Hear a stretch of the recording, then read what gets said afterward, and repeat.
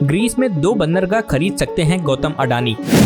जानिए कैसे यूरोप के बाजार पर कब्जा करने की तैयारी में है भारत। नमस्कार दोस्तों, मैं रतन सिंह और आप सभी का ट्रिगर पॉलिटिक्स में स्वागत है। भारत के सबसे धनी शख्स गौतम अडानी की कंपनी अडानी पोर्ट्स की विदेश में एक बड़ी डील हो सकती है। अडानी पोर्ट्स एक यूनानी बंदरगाह के अधिग्रहण की योजना पर काम कर रही है। प्रधानमंत्री मोदी ने हाल ही में ग्रीस की यात्रा की थी। वे 40 सालों में ग्रीस जाने वाले पहले भारतीय प्रधानमंत्री थे। ग्रीस की वेबसाइट के मुताबिक प्रधानमंत्री मोदी की ग्रीस यात्रा को कई कारणों से ऐतिहासिक बताया गया है। प्रधानमंत्री मोदी की इस यात्रा को बहुस्तरीय रणनीतिक सहयोग की शुरुआत का प्रतीक बताया गया है। Greek media website Greek city times के मुताबिक प्रधानमंत्री नरेंद्र मोदी की एक दिवसीय यात्रा के दौरान बंदरगाह अधिग्रहण, रणनीतिक निवेश, पर्यटन और प्रवासन से संबंधित सौदों पर चर्चा की गई थी।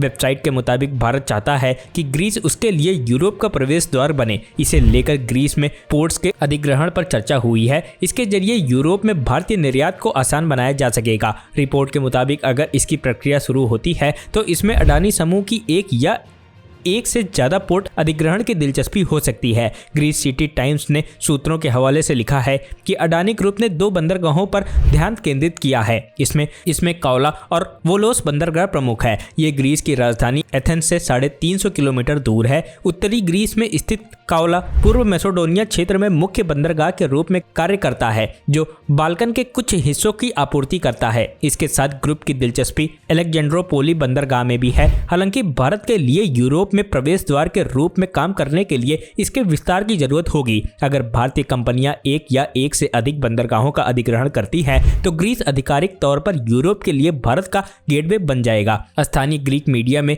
यह भी चर्चा है कि भारत अपने यूरोपीय निर्यात के लिए एथेंस के पास पीरियस बंदरगाह का उपयोग करने की संभावना भी तलाश रहा है। लेकिन यहाँ पर समस्या यह है कि यह चीनी नियंत्रित बंदरगाह है। चीन की कॉस्को शिपिंग 67% हिस्सेदारी के साथ पीरियस बंदरगाह की मेजर स्टेक होल्डर है। चीन ने पीरियस बंदरगाह को इस इलाके का सबसे बड़ा बंदरगाह बना डाला है। चीनी राष्ट्रपति शी जिनपिंग ने 2019 में पीरियस बंदरगाह का दौरा किया था। इस दौरान उन्होंने इसे यूरोप के साथ चीन के जुड़ाव के अलावा एशिया और यूरोप के बीच कनेक्टिविटी के लिए महत्वपूर्ण केंद्र बताते हुए इसकी सराहना की थी। भारतीय प्रधानमंत्री ने अपनी ग्रीक यात्रा के दौरान इस बात पर जोर दिया कि वह ग्रीस को यूरोपीय संघ में भारत के लिए एक आवश्यक आर्थिक, परिवहन और रणनीतिक प्रवेश द्वार मानते हैं। इस दौरान उन्होंने दोनों पक्षों के लिए महान अवसरों के बारे में बात की। ग्रीस में श्रमिकों की किलोमीटर को देखते हुए भारतीय प्रधानमंत्री ने भारत से कुशल और अकुशल कर्मियों को आयात करने के लिए एक अंतर्राज्य समझौते का प्रस्ताव दिया है। इसके साथ प्रधानमंत्री मोदी ने भारत से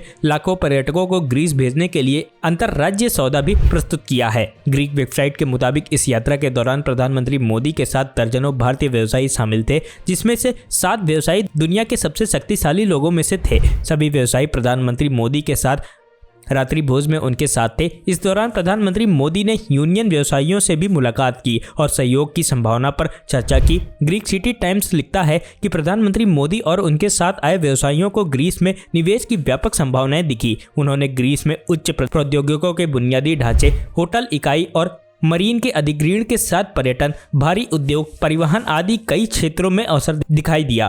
ब्यूरो रिपोर्ट, ट्रिगर पॉलिटिक्स।